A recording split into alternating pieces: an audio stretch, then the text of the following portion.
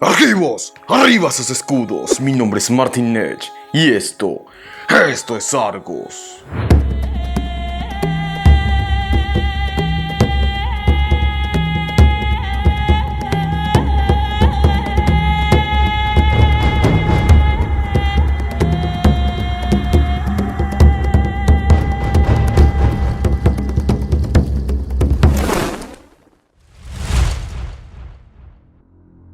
Si hay algo que los dioses no toleran de la humanidad, es su excesiva arrogancia y desmesura, esa falta total de modestia y humildad, ese intento de transgredir los límites impuestos a todo mortal.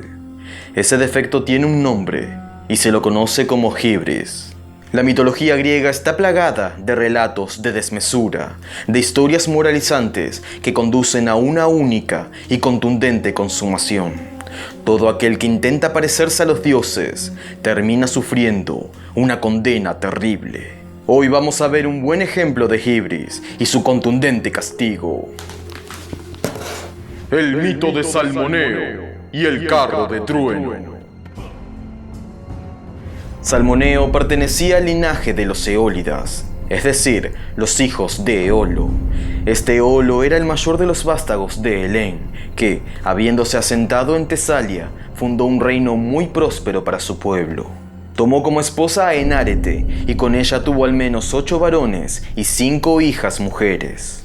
Entre sus hijos destacaron Sísifo y Atamante, de cuyos mitos ya hemos hablado, y también Salmoneo, que, sabiéndose sin chances de heredar el trono de su padre, se marchó de Tesalia al Peloponeso para fundar su propio reino. Un reino que sería testigo de su temeraria arrogancia.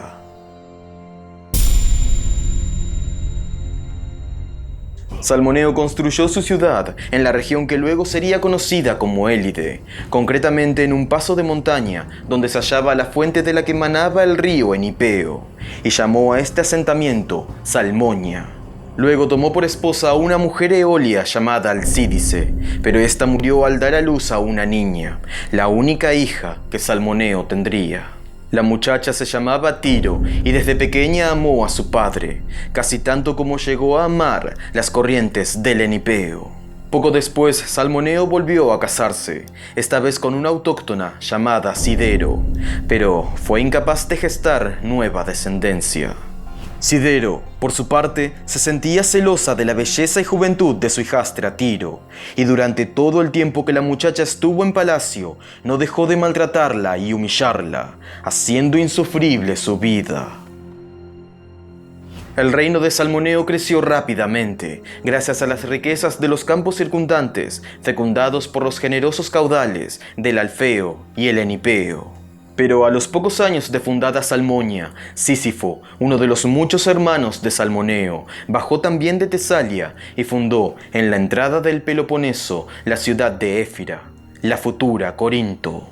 La distancia entre ambas ciudades habría hecho insignificante cualquier problema entre ambos hermanos, que ya se odiaban desde niños. Pero Sísifo empezó a imponer aranceles a todo aquel que pasaba por sus tierras, de tránsito obligatorio si se quería entrar o salir del Peloponeso. Esto se vio traducido en un aumento de las riquezas de Éfira en detrimento del comercio de Salmonia. La situación no pudo resolverse mediante el diálogo, y Salmoneo decidió marchar para enfrentar a Sísifo. Pero las circunstancias de la batalla le fueron desfavorables, y debió retirarse derrotado, jurando que volvería para vengarse. Sísifo, por su parte, no se quedó de brazos cruzados. Salmoneo aún seguía lamiéndose las heridas cuando llegó a palacio un mensajero de Sísifo pidiendo paz y reconciliación. A fin de sellar el acuerdo, Sísifo se ofreció a desposar a la joven Tiro y nombrar heredero de Éfira al hijo que engendrara con ella, a pesar de tener una esposa anterior y numerosos hijos varones. Salmoneo aceptó el trato y preparó a su hija para las nupcias, enviándosela a Sísifo. El ingenuo no sabía que todo era en realidad un engaño tramado por el rey de Éfira.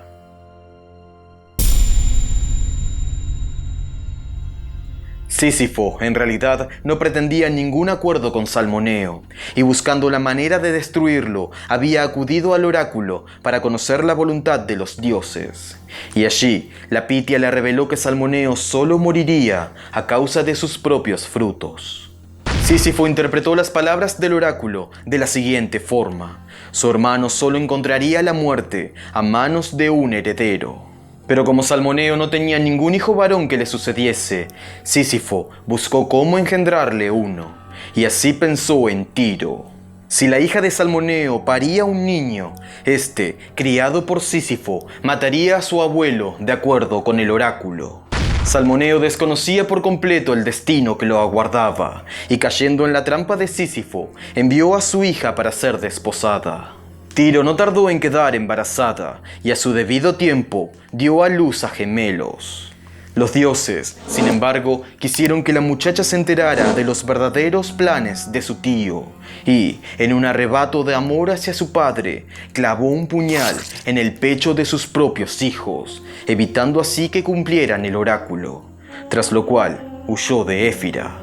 Cuando Tiro regresó al fin a Salmonia, después de atravesar bosques y montes, abrazó las rodillas del padre y le rogó que la vengara. Pero Salmoneo decidió no tomar represalias contra su hermano, y se contentó con saber que sus planes habían fracasado y que la muerte no lo encontraría tan fácilmente, al menos no por mano de Sísifo. Tiro no pudo encontrar paz de lo que había hecho y sufrido, y para colmo su madrastra no dejaba de humillarla, tratándola como una esclava. Fue por eso que la muchacha decidió pasar más tiempo a orillas del Enipeo que en las comodidades de palacio. Perdía el tiempo tarareando canciones de cuna para sus hijos muertos, embelesada por la mansa corriente del río, y sin saber cómo escapar de su triste existencia. Tantos días pasó junto al Enipeo que terminó enamorándose de su caudal. Tiro se metía desnuda en sus aguas y le rogaba al dios del río que la poseyera, que la hiciese suya. Pero el Enipeo no correspondía a sus deseos, llenando de angustia el lastimado corazón de Tiro. Pero un dios que no era el Enipeo la descubrió un día, y aprovechándose de la situación, adoptó la forma del río y mantuvo relaciones con ella. Dicho dios no era otro que Poseidón. Este engaño dejó embarazada a la muchacha, que nuevamente dio a luz a gemelos. Salmoneo, al enterarse, no quiso creer que los niños fuesen de un dios, y le ordenó a Tiro que se deshiciera de ellos, tal como había hecho con los hijos de Sísifo. Pero la muchacha, esta vez, no tuvo el valor para hacerlo, así que sencillamente los abandonó a orillas del Enipeo. Tras esto regresó a casa y le suplicó a su padre que la enviara lejos, pues en aquella tierra y en aquel río ya no volvería a encontrar sosiego. Salmoneo la mandó entonces al país de los Eolios para darla en matrimonio a Creteo. Este Creteo era el primogénito de Eolo, hermano por tanto de Sísifo y Salmoneo, y fundador además de la ciudad de Iolco.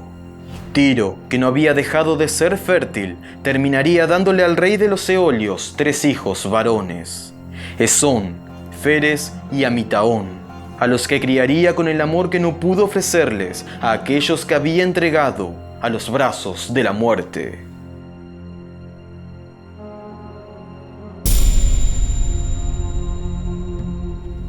La prosperidad del reino de Salmoneo, sumado al hecho de que se creía invulnerable por aquello del oráculo dado a Sísifo, hizo que el poder y la confianza se le fueran a la cabeza. Renegó de los dioses y se volvió un rey déspota y opresor que exigía al pueblo una peligrosa muestra de impiedad, obligándolo a tributarle los honores que correspondían al mismísimo Zeus.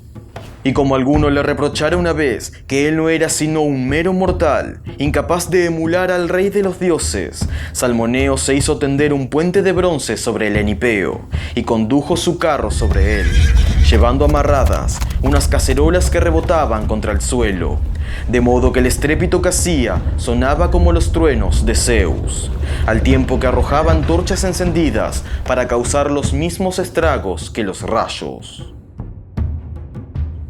La arrogancia de Salmoneo terminó por cansar a los dioses, especialmente a Zeus, que al verlo conducir su carro de trueno, le arrojó un rayo que destrozó el vehículo, fulminando al tonto que se había creído un dios. La ira divina se propagó incluso a los habitantes de Salmonia, que, no habiendo visto a tiempo la desmesura de su rey, observaron cómo su ciudad era arrasada por el fuego del cielo. El oráculo que Sísifo había recibido sobre el final de su hermano había estado en lo cierto. La Pitia le había dicho que Salmoneo solo moriría a causa de sus frutos, entendidos estos no como sus hijos, sino como sus propios actos. Con todo, la sola muerte no bastó como castigo, y Zeus ordenó que se lo encerrara en el Tártaro para que padeciera un suplicio eterno. De este modo, las eriñas lo aprisionaron en un calabozo de fuego para que sufriera por siempre el ardor de la cólera divina.